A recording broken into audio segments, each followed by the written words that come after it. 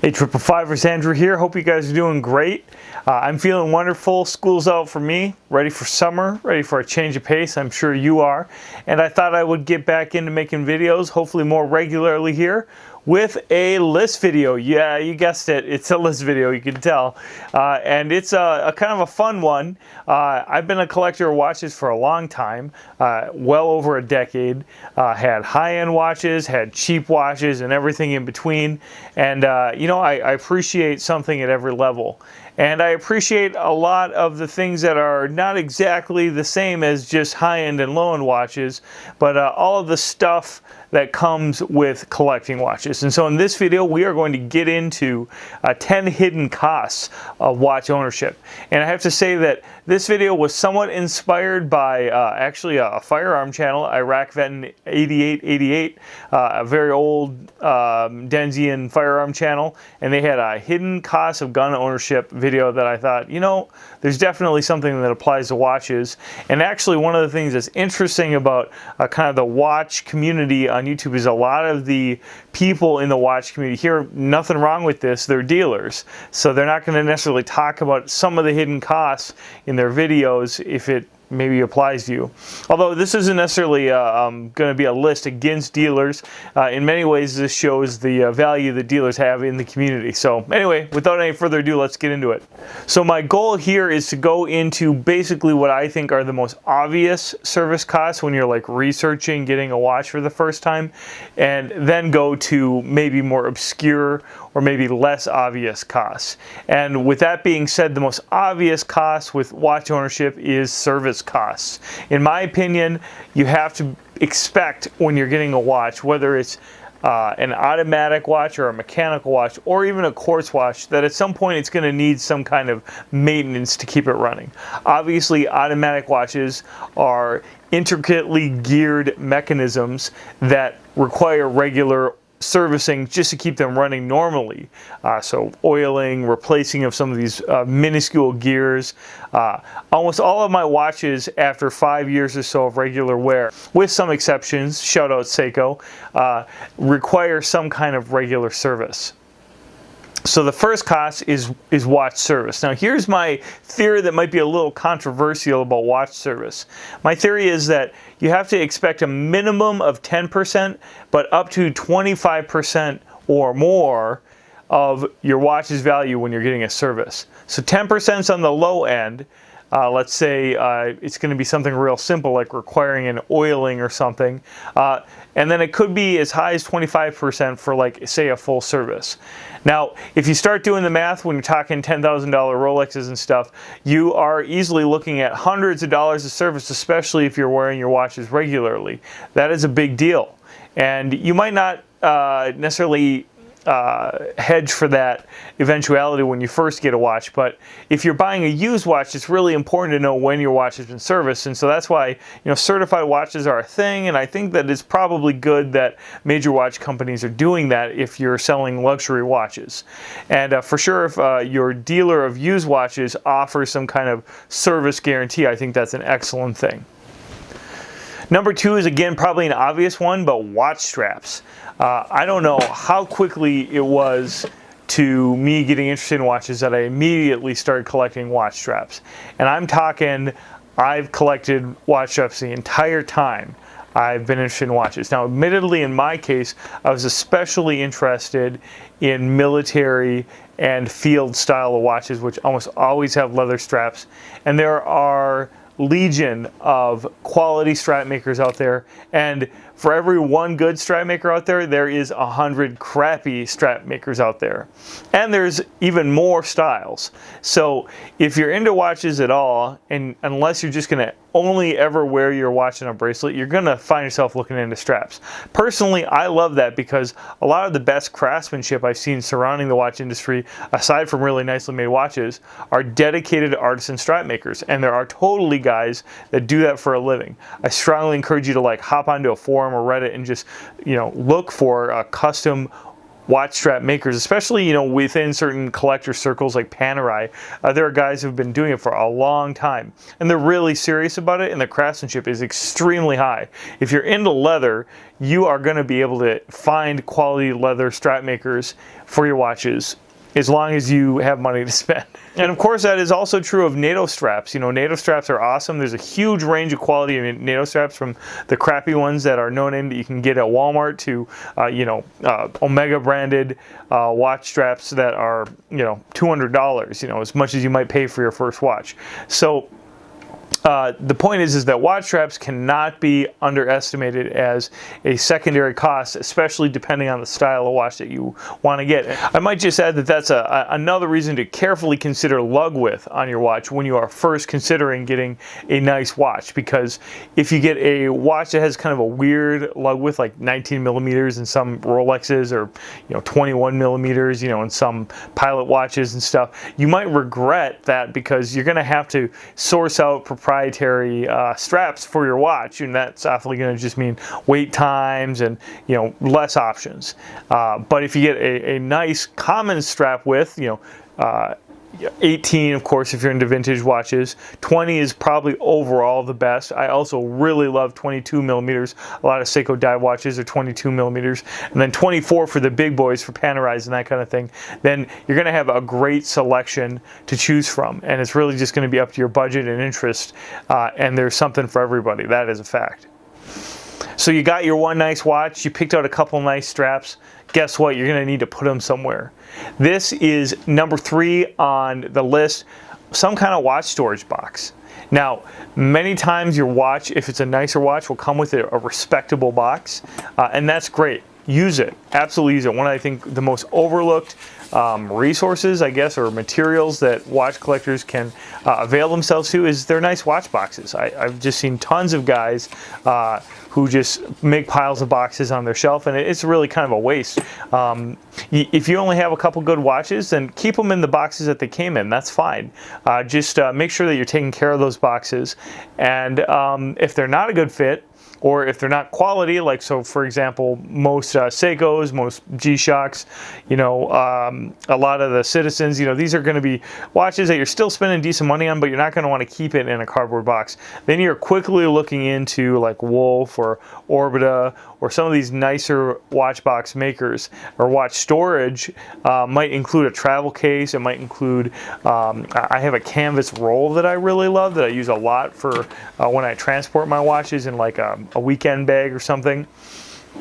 It's just something that you're going to need, and it's not something you're thinking about usually when you're getting that first nice watch.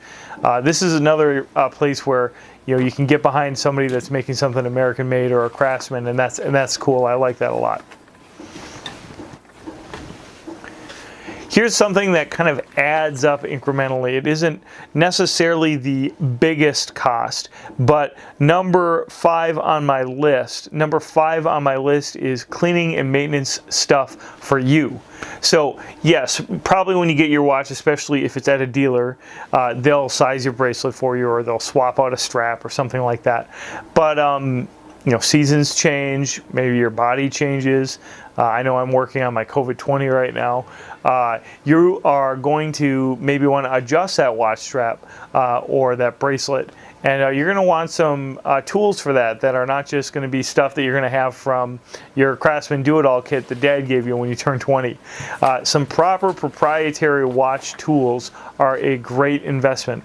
Proper Weha drivers for changing out tiny little bracelet screws, talking about Cape Cod cloths for just surface level cleaning that you might not get with just you know, some dish soap, talking about a loop so that you can look at some of your watch features in greater detail if, say, your watch has a display case back. All of these little incremental things could easily add up to, well, in my case, hundreds of dollars. Definitely a cost that's hidden, especially if you buy crappy stuff first and then later you realize, oh, I should have just bought something nice. Like, for example, in particular, a lot of guys waste money on crappy spring bar tools. These little spring bar tools are of all range of quality, and so if you buy like a $3 one off of eBay from China, like maybe it'll help you change your spring bars on your watch for 6 months or a year, but it'll get bent out of shape, and all of a sudden you're going to be up creek. You're not going to be able to use that tool anymore. So that's easily going to run you 20 or 30 bucks to get a quality watch spring bar tool, for example. One hidden cost that I recently outlined in my Omega video is shipping and import costs. If you start getting deeper into collecting, you start buying stuff off of eBay or off of forums, you might find yourself in a position where you have a piece that you're really interested in, but it's overseas. That is just going to entail possibly hundreds of dollars of import fees depending on the level of collecting that you're at. And that is not necessarily a bad thing. I think that it just comes with the territory. And so you have to be prepared for import fees and also shipping costs. This comes with starting to buy and sell, which, by the way, that is something that almost every watch collector does, is they start buying and selling. You're going to have fees for shipping. You're going to have fees for selling on a place like eBay. These costs are significant, and they do add up over time. And so as you are getting more into watches, just you want to be mindful of the fact that like you might blow out your budget if you kind of indiscriminately buy watches from overseas retailers, and you could have found that same watch for a very close price locally.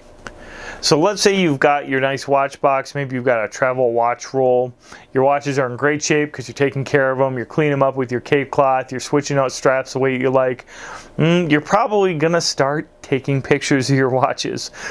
It's something that happens to all of us. Obviously, I'm a case in point. Those who have followed the channel for a long time know that my first video on here, go way back, my first video that I published was for Watch You Seek. It was on a watch forum. I was just sharing a video of the watch on this little Watch You Seek forum, and I got blown away at all the views I got. That was well over 10 years ago, and here I am still making videos. Camera gear is going to come with the territory. I'm warning you, if you have more than one watch, or if you like sharing pictures of your watch with anyone, you're going to get on Instagram. Instagram is a black hole as far as watches go. I'm actually kind of off of Instagram just because it was consuming so much of my time trying to develop content on it. If you have any kind of social media presence and you're in a place that would allow for this, especially in these days, you might quickly find yourself socializing. There are lots of very interesting watch clubs in major cities. Of course, the most famous sort of grassroots one is the Red Bar Club. Adam Craniotes, dive watch connection guy, huge watch collector, made a huge splash in New York City with his watch collecting group, and there are many other awesome watch collecting groups that are out there, and you might want to meet other people in person. It's an excellent, very low-key way to check out other really nice watches when you maybe don't necessarily want to deal with the pretensions of going to a dealer every single time. And those gatherings can build friendships, and then obviously all of that socializing cost is going to add up. Not a problem, but probably a cost you're not anticipating the first time you're walking out of a watch store. If you're going places, if you are meeting friends, if you're traveling with your watches, you really want to consider getting insurance for your watch. And no, this is not a shill. I just insure my watches through my home insurance. I don't have any sort of fancy package to recommend to you today. But basically, the idea is that you need to protect your investment. If you have watches that I would say are worth more than $100, you probably want to make sure that it's on some kind of insurance. And if you go above what your home insurance is able to offer for coverage for you, then you might need to look into some kind of a special additional insurance for your watches. This is especially important for watch collectors. I gotta tell you, I've seen this happen many times.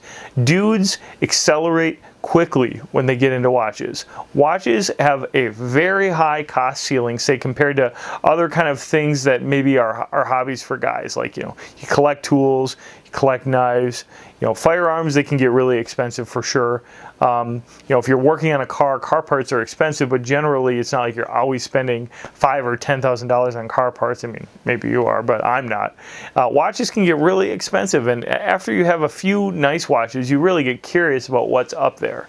And so having some quality insurance as you start acquiring those pieces is going to be a really important decision to protect yourself. The 10th unforeseen cost of watch collecting is, of course, more watches. There is always one more watch you could be getting, as they say.